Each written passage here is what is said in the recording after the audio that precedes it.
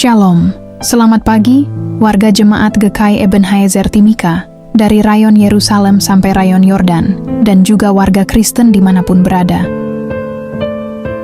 Kita patut bersyukur oleh karena pemeliharaan Tuhan sehingga kita dapat berjumpa lagi dalam siaran Bina Keluarga Kristen edisi Jumat, tanggal 10 Oktober tahun 2025. Renungan di pagi ini mengangkat tema sentral GKI di Tanah Papua, yaitu membayar nazar, yang akan disampaikan oleh Penatua Bapak Herman Toding. Mari kita berdoa. Segala puji dan syukur, hormat dan kemuliaan kami panjatkan ke hadapan hadirat-Mu yang maha kudus, yang maha suci, oleh karena kasih dan kesetiaan-Mu, sehingga kami di pagi hari ini boleh dibangunkan kembali dalam keadaan tubuh yang diberkati dan dibaharui. Mengawali seluruh aktivitas kerja dan pelayanan kami sepanjang hari ini, kami hendak membaca dan merenungkan firman-Mu. Oleh dan sebab itu ya Tuhan, kiranya Engkau memberkati kami sekalian. Curahkan Roh-Mu yang kudus, supaya kami dapat memahami firman-Mu bagi kehidupan kami setiap hari. Berfirmanlah kepada kami sekalian, karena kami sudah sedia mendengarkan firman-Mu. Dalam nama anak-Mu Yesus Kristus, firman yang hidup, kami memohon. Amin. Shalom, salam sejahtera bagi kita sekalian. Bapak Ibu jemaat sekalian yang dikasihi dan diberkati oleh Tuhan kita Yesus Kristus, di pagi hari ini kita hendak membaca dan merenungkan firman Tuhan yang terambil di dalam Imamat pasal 27 ayat yang ke-7. Demikian kata firman Tuhan. Membayar nazar. Jikalau itu mengenai seorang yang berumur 60 tahun atau lebih, jikalau itu mengenai laki-laki, maka nilai itu harus 15 shikal, dan bagi perempuan 10 shikal. Jemaat yang terkasih dalam Tuhan kita Yesus Kristus. Renungan Imamat 27 ayat 7 membahas tentang ketetapan nilai dan pembayaran untuk orang yang dinasarkan kepada Tuhan. Ayat ini menetapkan bahwa jika seorang bernasar untuk menyerahkan dirinya kepada Tuhan, nilai perak untuk laki-laki yang sehat berusia 20-60 tahun adalah 50 shikal, sedangkan untuk perempuan pada rentang usia yang sama adalah 30 shikal, dengan menekankan pada keseriusan janji yang harus ditepati. Saudara-saudara yang terkasih dalam Tuhan kita Yesus Kristus, dalam konteks budaya dan sejarah Israel kuno, suami memegang posisi berwenang dalam unit keluarga. Otoritas ini diperluas untuk mengkonfirmasi atau membatalkan nazar yang dibuat oleh istrinya. Ini mencerminkan struktur masyarakat patriarki pada saat itu, di mana laki-laki sering dipandang sebagai kepala rohani dan hukum dalam rumah tangga. Peran suami dalam mengkonfirmasi atau membatalkan nazar dalam keluarga, serta perlindungan keluarga dari komitmen yang terburu-buru atau berbahaya. Konsep ini digaungkan dalam Perjanjian Baru, di mana suami dipandang sebagai kepala dari istri, seperti Kristus adalah kepala gereja. Efesus pasal 5 ayat 23. Jemaat yang terkasih, secara garis besar, nazar yang telah ditentukan dalam Imamat pasal 27 adalah sebagai berikut. Untuk laki-laki, usia 20-60 tahun, 50 shikal perak. Usia 5-20 tahun, 20 shikal perak. Sedangkan usia 60 tahun ke atas, 15 shikal perak. Kemudian untuk perempuan, usia 20-60 tahun, 30 shikal perak. Usia 5-20 tahun, 10 shikal perak. Usia 60 tahun ke atas, 10 shikal perak.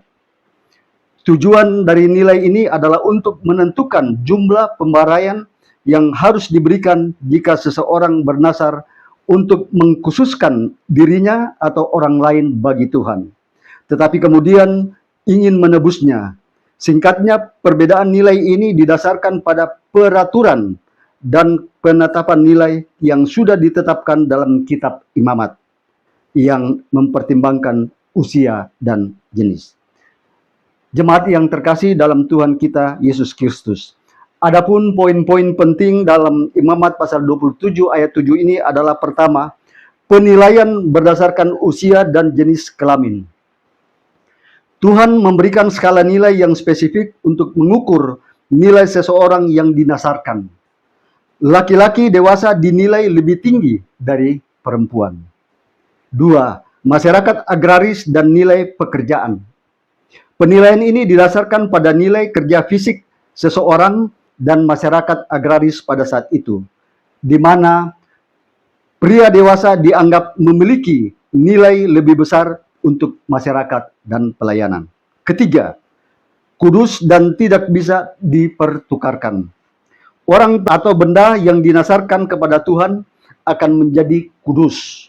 Jika seseorang mencoba menukarnya, baik barang yang ditukarkan maupun yang menggantikannya juga akan menjadi kudus. Yang keempat, tanggung jawab untuk menepati janji. Peraturan ini menekankan bahwa lebih baik tidak bernasar daripada bernasar dan tidak menepatinya. Tuhan mengharapkan umatnya menepati janji-janji mereka. Peraturan ini juga mengingatkan kita untuk tidak sembarangan membuat janji kepada Tuhan. Dan jika sudah berjanji, harus ditepati. Jemaat yang terkasih dalam Tuhan kita Yesus Kristus. Dalam Alkitab ada sekitar 30 rujukan tentang membayar nasar, yang sebagian besar berasal dari Perjanjian Lama, Kitab Imamat, dan Bilangan, memiliki beberapa rujukan untuk nasar dan kaitannya dengan persembahan dan korban. Ada konsekuensi yang menyenangkan dan ada pula konsekuensi yang mengerikan bagi orang Israel yang mengingkari nasarnya kepada Tuhan. Nasar yang menyenangkan dan diberkati adalah contoh seperti nasar Hana, 1 Samuel 1 ayat 11.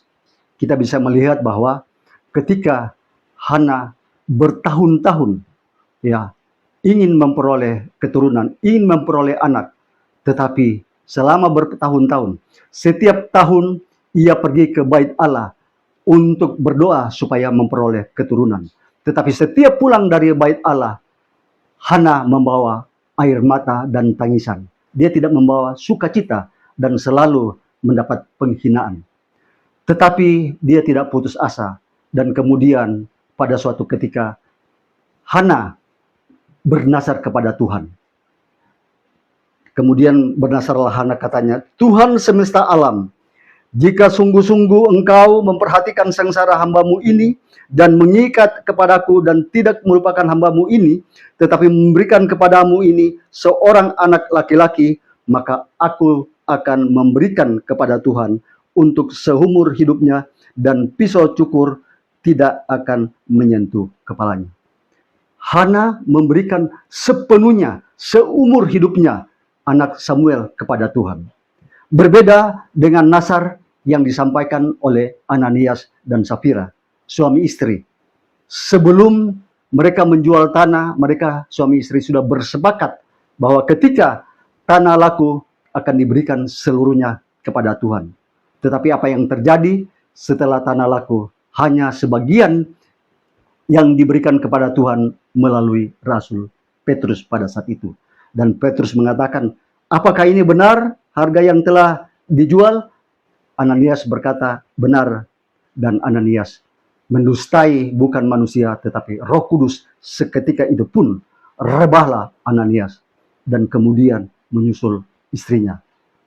Istrinya pun juga rebah karena mereka berdua sudah sepakat untuk mendustai Tuhan. Inilah konsekuensi nasar yang bisa menyenangkan dan bisa membahayakan. Bapak, Ibu, Saudara yang diberkati dan dikasihi oleh Tuhan kita Yesus Kristus. Ayat 7 mempunyai makna rohani yang perlu kita ketahui. Yang pertama, Tuhan menghargai setiap tahap kehidupan. Nilai nasar yang berbeda-beda mengingatkan bahwa setiap umur memiliki perannya di dalam rencana Allah. Anak muda dengan semangatnya, orang dewasa dengan tanggung jawabnya, dan orang tua dengan bijaksananya. Semuanya berharga di mata Tuhan. Yang kedua, masa tua bukan masa akhir pelayanan, tetapi masa kesaksian iman. Bahwa meskipun kekuatan fisik menurun, tetapi iman dan kesetiaan justru semakin kuat. Orang tua di gereja menjadi teladan iman bagi generasi muda. Seperti Daud yang berkata, "Aku muda, sekarang telah menjadi tua, tetapi tidak pernah kulihat orang benar ditinggalkan oleh Allah." Kita baca dalam Mazmur 37 ayat yang ke-25. Dan yang ketiga, nilai sejati bukan pada jumlah sikal, tetapi pada ketulusan hati. Bahwa Tuhan melihat isi hati, bukan nilai nominal persembahan. Dalam kondisi dunia saat ini yang perlu persaingan dan materialisme, umat Tuhan diingatkan bahwa nilai hidup kita bukan diukur dari harta, tapi dari ketaatan dan kasih kepada Tuhan. Bapak, Ibu, Saudara yang dikasihi oleh Tuhan kita Yesus Kristus. Dengan demikian, renungan di pagi ini memberikan pesan khusus kepada kita, Jemaat GKI Ebenezer, dan bagi kita sekalian yang mendengar menyaksikan siaran Bina Keluarga Kristen di pagi ini, bahwa dalam dunia sekarang yang penuh tekanan ekonomi, perubahan sosial dan godaan rohani, maka Tuhan mengingatkan kita melalui ayat ini, setiap usia tetap berharga di matanya. Bagi jemaat yang sudah lanjut usia, jangan merasa tidak berguna, sebab doa, nasihat, dan teladan hidupmu adalah persembahan yang sangat bernilai bagi gereja. Dan bagi yang muda, belajarlah menghormati dan melayani bersama mereka. Karena dari mereka kita melihat kesetiaan yang tahan uji. Karena Tuhan tidak melihat besar kecilnya sikal persembahanmu itu, tetapi melihat ketulusan dan iman di baliknya. Oleh sebab itu, jemaat sekalian, marilah setiap hari kita mempersembahkan hidup ini, baik masa muda maupun masa tua, sebagai nazar yang hidup bagi Tuhan. Warga jemaat GKI Ebenezer Timika dari rayon Yerusalem sampai rayon Yordan, dan pendengar yang menyaksikan siara Bina Keluarga Kristen yang dikasihi oleh Tuhan kita Yesus Kristus. Kesimpulan dari renungan kita di pagi ini mengajarkan kita bahwa setiap tahap kehidupan memiliki nilai yang unik di hadapan Tuhan. Maka marilah kita sebagai umat Tuhan agar menjalani hidup dengan syukur, mempersembahkan waktu, tenaga, dan kasih sesuai kemampuan kita. Dan terus setia beribadah serta melayani Tuhan sampai akhir hayat. Sebab Tuhan yang kita sembah adalah Allah yang adil dan penuh kasih, yang menilai bukan dengan ukuran dunia, melainkan dengan ukuran hati yang taat dan setia. Tuhan Yesus memberkati kita sekalian dan menyempurnakan firman-Nya dalam hidup kita dan bagi kita sekalian. Shalom. Amin. Mari kita berdoa. Kembali lagi kami menaikkan puji syukur, limpah terima kasih ke hadapan hadirat-Mu yang Maha Kudus. Karena Tuhan sudah memberikan firman-Mu bagi kami sekalian untuk kami pakai menjalani sepanjang hari ini, bahkan terus kekal selama-lamanya. Terima kasih Tuhan, di pagi hari ini kami berdoa bagi seluruh jemaat GKI Ebenezer Timika, dari rayon Yerusalem sampai rayon Yordan, bahkan para simpatisan yang senantiasa setia mengikuti siaran Bina Keluarga Kristen. Engkau memberkati mereka masing-masing sesuai dengan talenta dan tugas yang Tuhan berikan kepada mereka masing-masing. Apapun talenta yang Tuhan berikan, kiranya semuanya itu kami pakai untuk hormat dan kemuliaan bagi nama Tuhan. Kami juga berdoa secara khusus bagi anggota jemaat yang mungkin berada dalam kesakitan. Tuhan, Engkau berkati mereka, Berikan kesembuhan yang sejati yang berasal daripada Tuhan. Kami serahkan semua ini ke dalam tangan-Mu. Terima kasih ya Tuhan, terpujilah nama-Mu. Seluruh pergumulan hidup kami, masa depan anak-anak kami, keuangan kami hanya pertaruhkan ke dalam tangan pengasihan. Ini doa dan syukur kami yang kami panjatkan kepada Engkau di pagi hari ini. Di dalam nama anak-Mu Yesus Kristus, Tuhan dan Juru Selamat kami yang hidup. Kami sudah berdoa dan bersyukur kepadamu di pagi hari ini. Amin. Demikianlah siaran Renungan Pagi di hari ini. Tuhan Yesus memberkati kita dan memberkati firman-Nya. Selamat beraktivitas. Shalom. Demikianlah renungan firman Tuhan yang telah kita dengar di pagi ini. Kiranya Tuhan Yesus Kristus akan menyempurnakan firman-Nya bagi kita dan memberikan kita kekuatan dan menyertai kita dalam aktivitas dan kerja kita di hari ini. Tuhan Yesus memberkati. Shalom.